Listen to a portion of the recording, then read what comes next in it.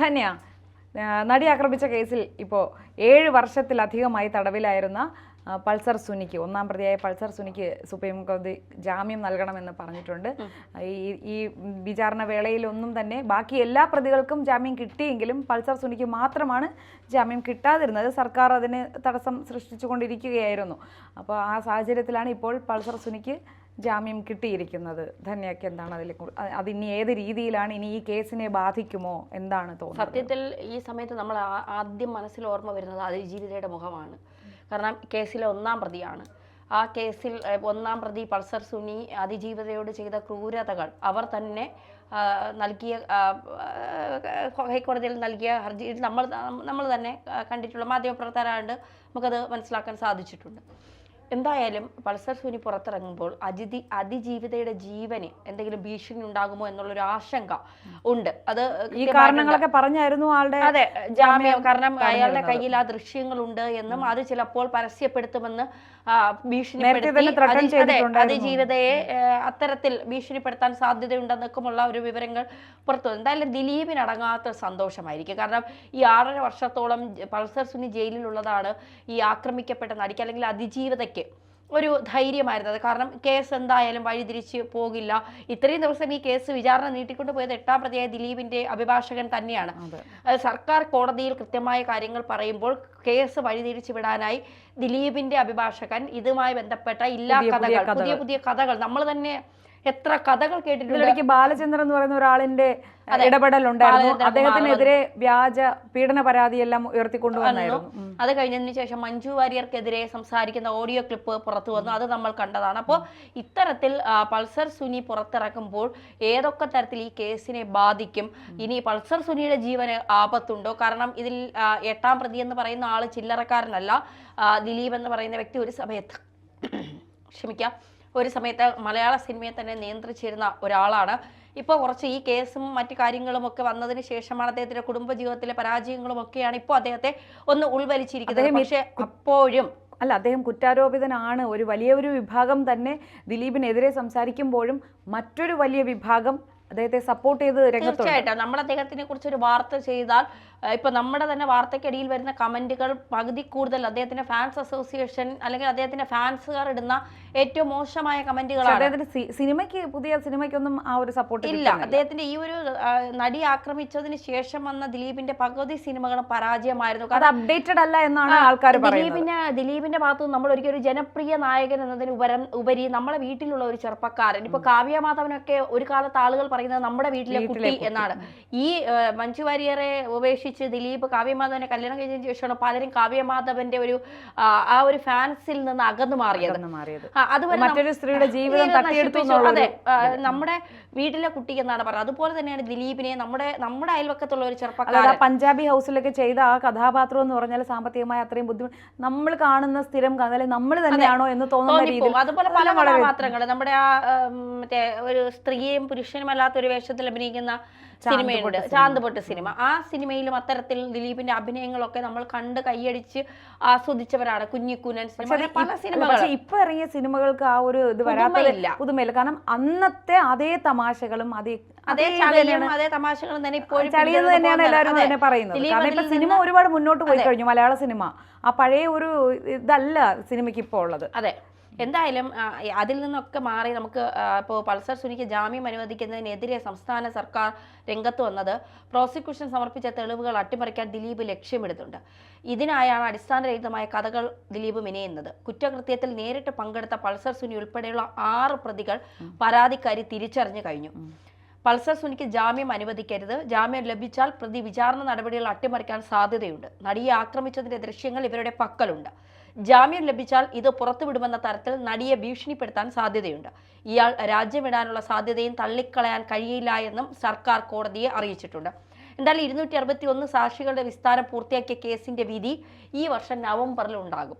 നവംബറിൽ കേസിന്റെ വിധി വരാനിരിക്കുന്ന സമയത്താണ് പൾസർ സുനിക്ക് ജാമ്യം കിട്ടിയതെന്ന് പറയുമ്പോൾ നമ്മളെയൊക്കെ അത് വലിയ ആശങ്ക. പൾസർ സുനി ദുബായിലേക്ക് കടക്കും. കാരണം ദുബായിൽ 26-ാം തീയതി പ്രതികളുടെ വിചാരണ തുടങ്ങാനിരിക്കുകയാണ്. പക്ഷേ അതിജീവിതയുടെ ഒരു മാനസികാവസ്ഥ അത് നമ്മൾ ഈ സമയത്ത് കാണാതെ പോകരുത്. അവരെ ക്രൂരമായി ഉപദ്രവിച്ച ഒരു പ്രതിക്ക് ജാമ്യം കിട്ടുന്നു, ആ പ്രതി 6 വർഷത്തിന് ശേഷം പുറത്തിറങ്ങുന്നു എന്നൊക്കെ പറയുമ്പോൾ പല അട്ടിമറികളും നമുക്കിതിൽ പ്രതീക്ഷിക്കാം.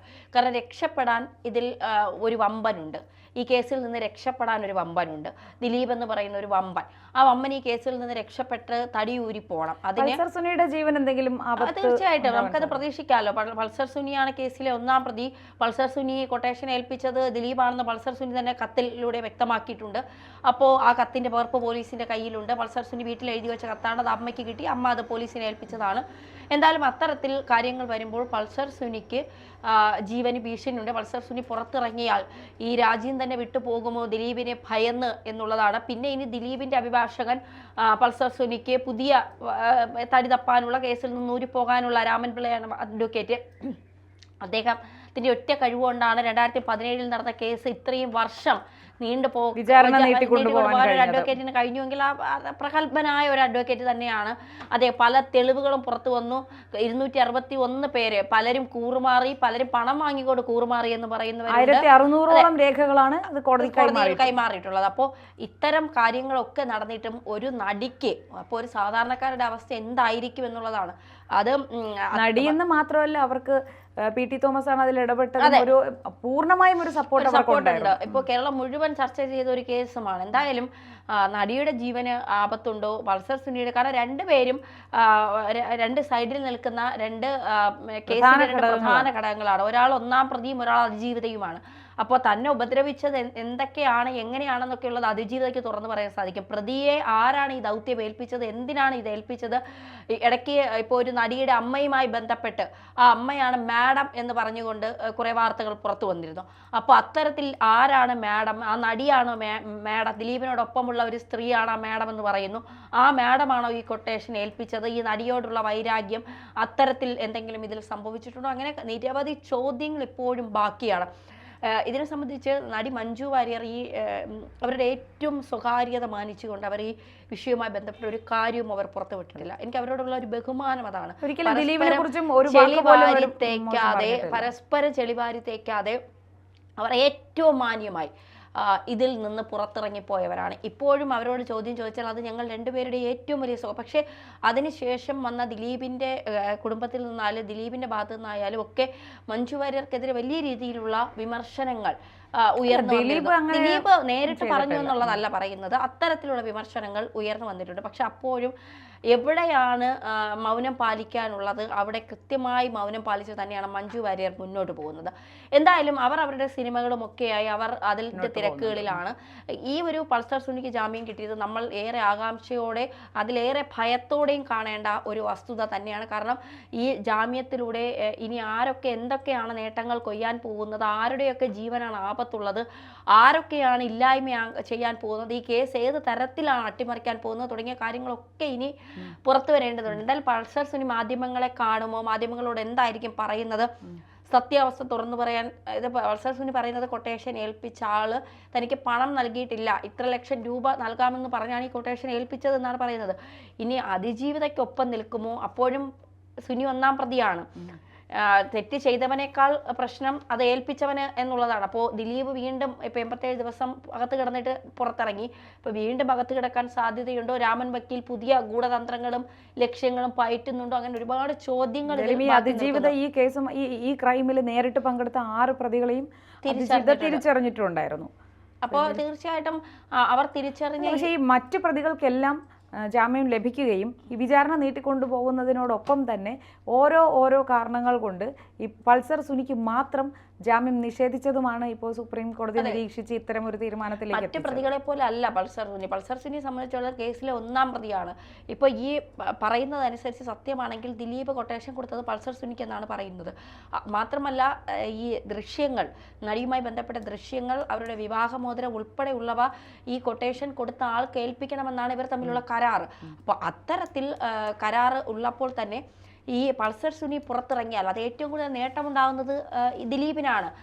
പക്ഷേ അത് ഏറ്റവും കൂടുതൽ ദോഷം ചെയ്യുന്നത് അതിജീവിതയ്ക്കാണ്. കാരണം അതിജീവിതയെ അവരെ മാനസികമായി തളർത്താനും അവരെ ഭീഷണിപ്പെടുത്താനും ഒരുപക്ഷെ അവരുടെ ജീവിതം തന്നെ തകർക്കാനും ഇവർക്ക് കഴിയും എന്നുള്ളതാണ്. അങ്ങനെ ഒന്ന് ചെയ്യുമെന്ന് എനിക്ക് തോന്നുന്നില്ല. കാരണം ഇത്രയും വർഷങ്ങൾക്ക് ശേഷം കിട്ടിയ ജാമ്യം തന്നെ ആയതുകൊണ്ട്, കാരണം 2 മാസത്തോടെ തന്നെ ഇതിന്റെ വിധി വരാനിരിക്കുകയാണ്. അപ്പോൾ അതുകൊണ്ട് അന്വേഷണം എല്ലാം ഏകദേശം പൂർത്തിയായി, അതിൻ്റെ വാദങ്ങളും പൂർത്തിയായി. ഇനി പ്രതികളെ മാത്രം വിചാരണ ചെയ്താൽ മതി എന്ന അവസ്ഥയിലിരിക്കുമ്പോൾ ഇനി എന്തെങ്കിലും ഒരു ബുദ്ധിമോശം പൾസർ സുനിയോ മറ്റു പ്രതികളോ കാണിക്കും എന്ന് എനിക്ക് തോന്നുന്നില്ല. തീർച്ചയായിട്ടും അത്തരത്തിൽ കാര്യങ്ങൾ പോയില്ല എങ്കിൽ സത്യസന്ധമായ ഒരു വിധി നവംബറിൽ ഉണ്ടാകുമെന്ന് നമുക്ക് പ്രതീക്ഷിക്കാം.